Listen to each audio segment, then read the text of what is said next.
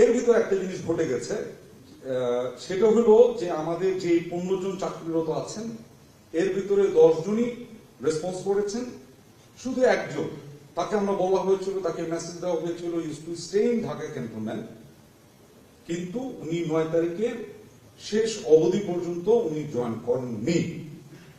বিধায় 10 তারিখে আমরা তার সাথে আবার যোগাযোগ করার চেষ্টা করি, তার পরিবারের সাথে যোগাযোগ করার চেষ্টা করি এবং যোগাযোগ স্থাপন করি এবং জানতে পারি যে উনি অ্যাকচুয়ালি তার আগের দিন মানে 9 তারিখ সকালে উনি বাসা থেকে বের হয়েছিলেন একটা আইনজীবী আইনের সাথে আইন পরামর্শ নেওয়ার জন্য।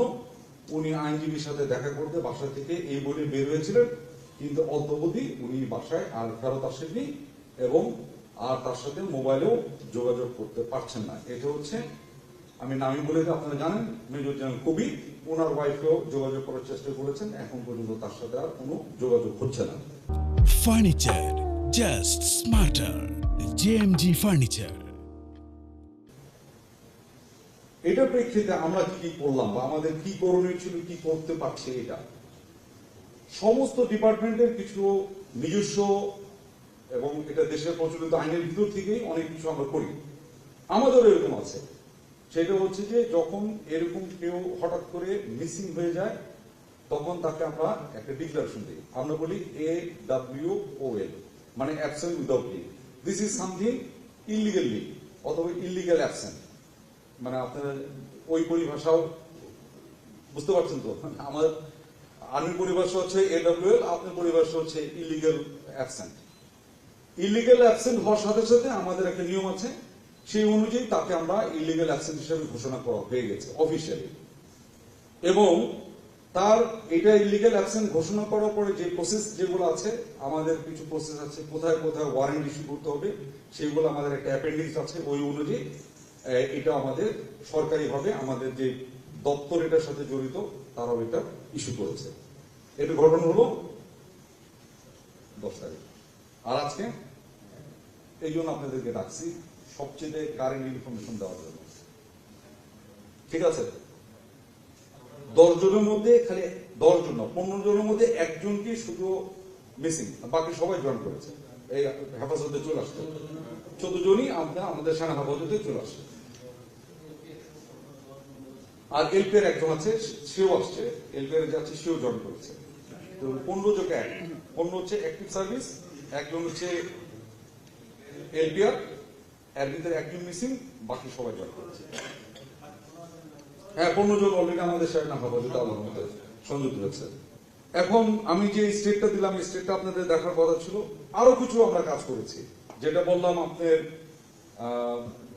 ইভেন অ্যাপেন্ডিক্স ও বলে একটা কথা আছে, ওইখানে কার কার কাছে এই ওয়ারেন্ট যাবে, পুলিশের, অমুকে, ডিস্ট্রিক্ট অ্যাডমিনিস্ট্রেশন, এরকম একটা লম্বা লিস্ট আছে, ওই অনুযায়ী একটা কাজ চলতেছে।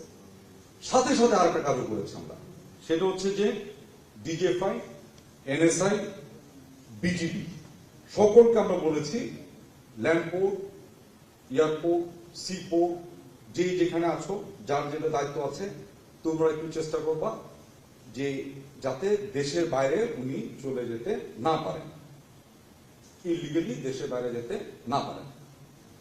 এখন আপনি খেয়াল করে দেখেন, আমরা ওনার গ্রামের বাড়িতে আমার লোক পাঠাতে, উনি যে গ্রামে গেছে কিনা তাও তো জানি না, ওনার বাড়ি হলো নেত্রকোনার দিকে, তো লোক পাঠাতে হতো, লোক গেছে, খোঁজ নিচ্ছে, আত্মীয় স্বজনের বাসাও তো যেতে পারে, খোঁজ নিচ্ছে। আমরা বলবো যে দেশের বাইরে চলে যেতে পারে, এটাও আমরা মাথায় নিয়েছি, দেশের বাইরে যাবে না বলছি না, ওদিকেও যেরকম খোঁজ নিয়েছি এদিকেও খোঁজ নিচ্ছি। উনি কোন একটা রোড অ্যাক্সিডেন্টেও কিছু হইতেও পারে।